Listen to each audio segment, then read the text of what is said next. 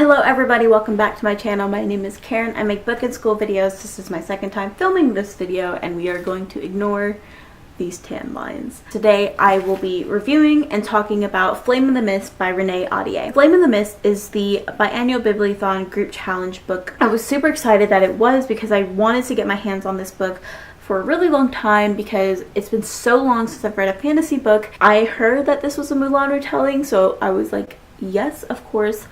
I'm gonna get right on it. So I am gonna go ahead and start with the summary and then get on into it. So this story takes place in old-timey Japan, and we have our main character Mariko. She is a daughter of a samurai, and because she is a female, her lifelong duty is to marry into like royalty or high power. And so she's on her way to go meet her future husband. While they were traveling through a forest, her and her group gets attacked, and she later finds out that she was supposed to be dead. She's the only survivor of this attack, and so she tries to go ahead and take revenge on this group called the Black Clan. She does this by cutting off her hair, dressing as a boy, and acting as a boy, and that has a lot of like Mulan vibes to it, which I totally understand. I didn't really think this through. I finished this 2:30 in the morning and I wanted to talk about it as soon as possible, get this video up as soon as possible. So I'm going to start off with the Mulan references. So there are really just two parts of the book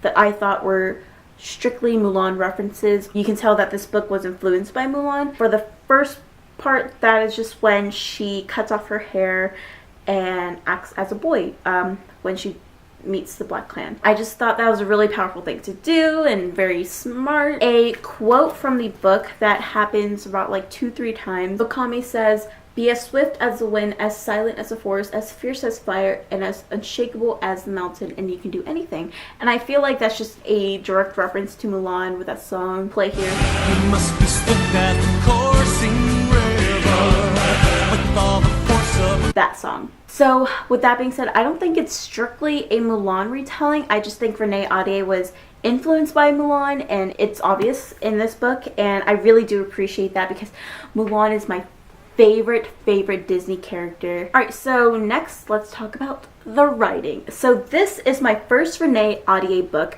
and I'm really glad that this is my first Renee Ahdieh book. However, I will say I really like her writing. It's very detailed. When I was reading this book, it played in my head like a movie. I kind of like imagined scenes out, and I could see like Mariko doing this, Okami doing that, her brother Kenshin coming in on the horse this way, and I don't know, I feel like her writing is very detailed and I appreciate that, and I kind of want to read more of her other books. However, the pacing is a little bit slow in the beginning. That is understandable because this does take place in old-timey Japan, so of course you have to set up the whole plot and the scene, and you have to really learn about society at the time and all the characters and the roles that they play. So of course the beginning is going to seem a little slow, but I'm expecting the second book to move along faster because we already know about this whole world that this story takes place in. Alright, so characters.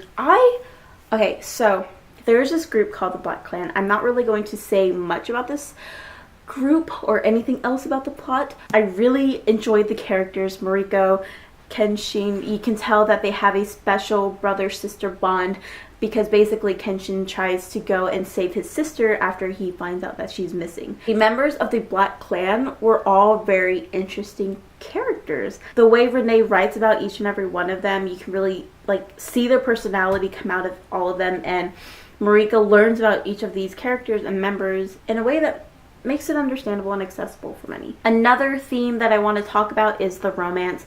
I just think it's a YA thing. Like most YA books you're going to find, even if it's a fantasy book, there's going to be romance in it. Now, I kind of wish there wasn't romance in this book just because the romance happened so fast. Of course, the romance kind of built up between Mariko and this one person. I kind of wish it didn't happen because it happened so fast in just a few pages here and there. I mean, it's okay though.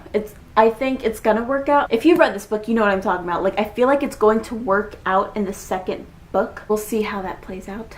stay tuned for a second book review and talk. Now, I wanted to keep this video as spoiler free as possible because I appreciate spoiler free videos, so I want to make spoiler free videos. So I can't say anything else about the plot or the characters or anything else because that's just revealing too much for you. Overall, if you're looking for a fantasy book to get back into, I suggest Flame in the Mist. This was my first YA fantasy book in such a long time. So that concludes my video. I just wanted to keep this short and spoiler free for all of you out there. So I am not even halfway through with the books that I want to read for the biannual Babylethon, but Flame in the Mist was my first book and I'm glad that I finished it. Now I'm reading a very short book. Hopefully I'll finish within the next 2 hours. That being said, I hope you all enjoyed this video. If you did, please give it a thumbs up and please subscribe.